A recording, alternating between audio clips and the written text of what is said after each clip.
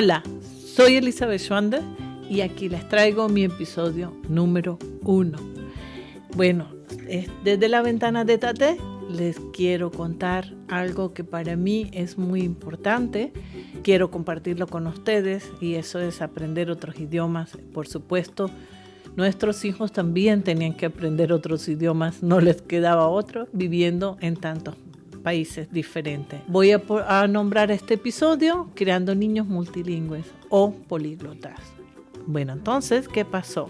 En el año 1982 nació nuestro primer hijo y seguidamente nuestra hija en el año 1983. Desde el primer momento yo hablé con mi hijo en español. Él aprendió a hablar muy pronto, era un poquito perezoso para caminar, pero hablaba muy bien. Ya con 2 años decía frases completas. ¿Qué pasó? Que yo le hablaba en español y él me respondía siempre en dialecto suizo, en suizo-alemán. Y no había forma que hablara en español. Mi esposo se reía, la familia entera se reía, porque obviamente el niño me comprendía porque me contestaba siempre en dialecto suizo. Y yo empecé a aprender con mi hijo el suizo-alemán. A veces le mirábamos un librito y yo le decía, mira Marquitos, esto es el sol. Y me decía, nein mami, das ist nicht Sol du, das ist Sonne du.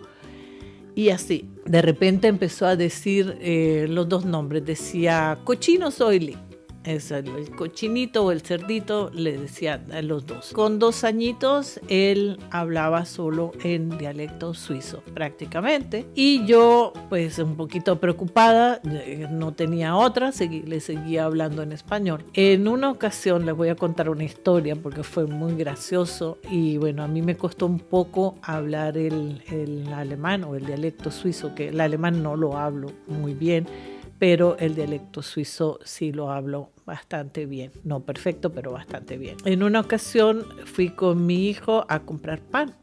Y en Suiza hay un pan trenzado muy rico.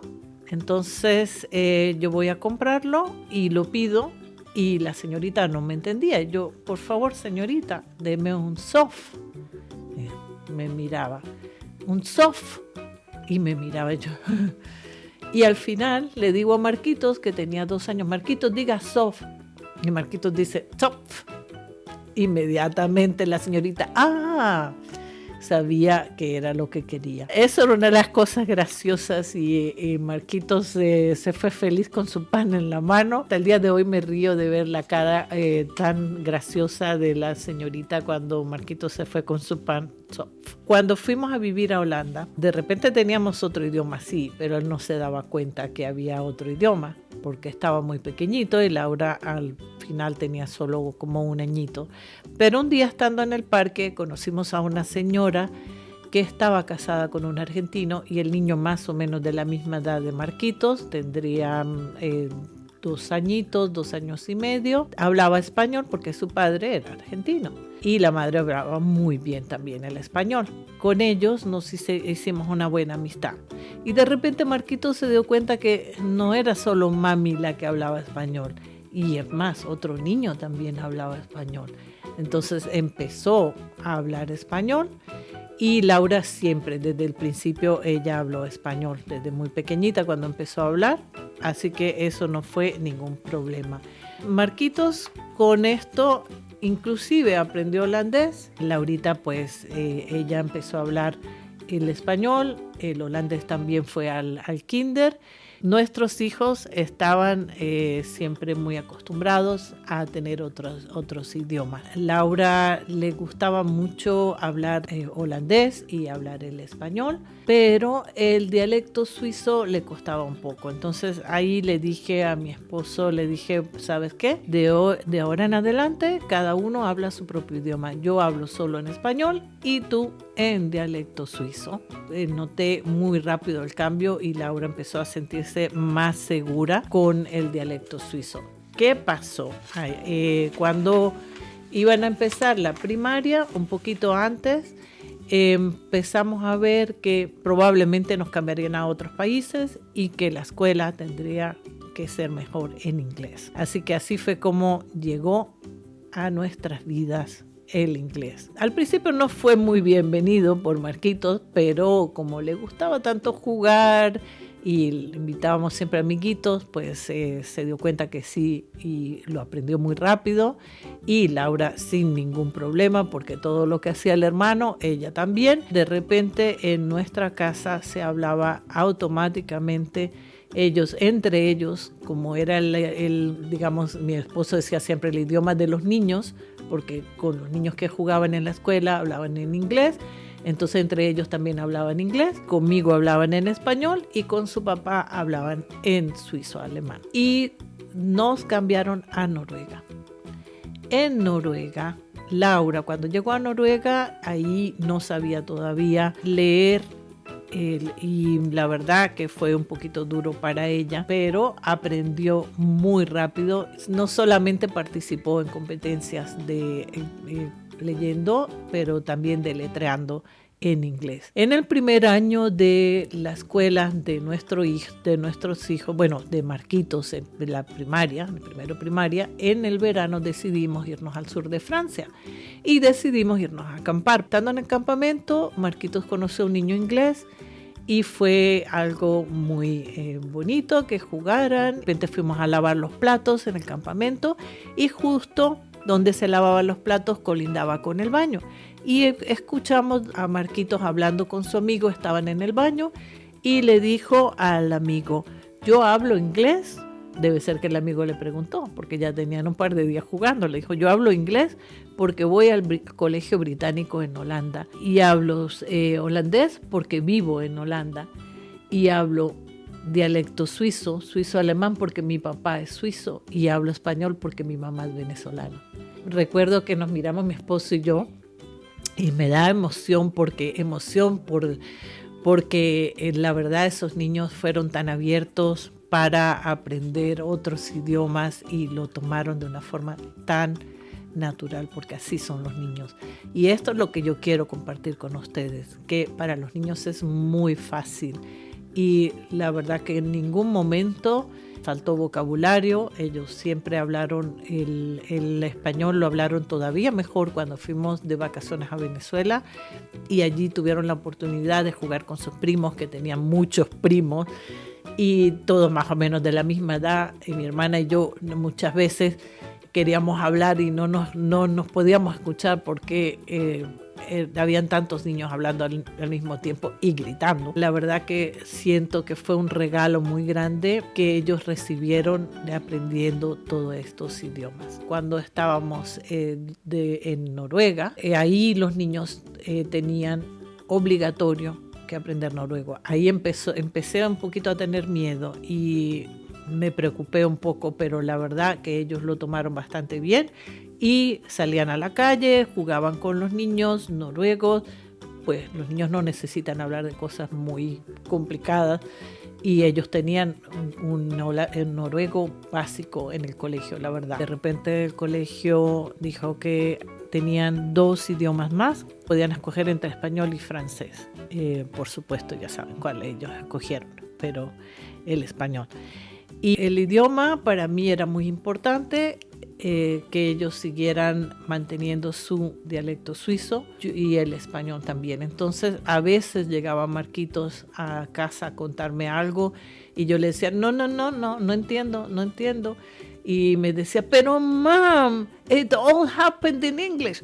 Entonces, todo pasó en inglés. Entonces a veces le decía, bueno, por hoy me lo puedes contar en inglés, pero para la próxima me lo cuentas en español. La verdad, ellos les gustaba mucho porque sabían que cuando iban a ir a Venezuela, pues tenían allí su familia con quien podían comunicarse, sus primos, juegos, y siempre hicimos muchas actividades con ellos. Así que fue algo que ellos querían mantener. Pero ellos no sabían escribir. Entonces yo tenía esas letras magnéticas que los podías poner en la nevera. Hoy en día no existen más esas neveras. Tenía una cestita donde tenía muchas letras, y les hacía competencias. Bueno, ¿quién me puede escribir llave? Y así. Y ellos lo escribían perfectamente. Estábamos en la cocina, sentados, comiendo, y de repente teníamos competencia. Y bueno, así aprendieron, y el día de hoy Marquitos tiene, que ya no es más Marquitos, porque él tiene su propio Marquitos. Marquitos tiene 43 años y Laura 42. Los dos hablan perfectamente el español y los dos saben escribir español. Les seguiré contando cómo siguieron desarrollándose ellos, qué estudiaron, dónde fueron a la universidad, en qué idioma. Fuimos llevándolo hasta que en un momento dado yo me di cuenta que las personas holandesas daban clases a sus hijos de holandés porque la compañía pagaba clases privadas para ellos, ya que los niños tenían que aprender su idioma nativo. Entonces yo le dije a mi esposo, pues la verdad no estaría mal que estos niños aprendieran alemán. Y otro idioma más, porque el dialecto suizo no es igual, el suizo alemán no es igual que el alemán. Entonces así empezaron nuestros hijos en clases de alemán y en el verano los poníamos en un campamento donde tenían mediodía de alemán y mediodía de deportes, todo un mes. Esto era bastante costoso en esa época, me imagino que hoy en día también, pero era prácticamente un sueldo completo de mi marido para que ellos fueran a ese campamento un mes. ¿Qué pasó? Que desde Noruega nos mandaron después a Holanda y ahí empezó la reorganización. Entonces empezamos a darnos cuenta que si estos niños no sabían bien alemán, iban a estar en problemas y teníamos que regresar a Suiza.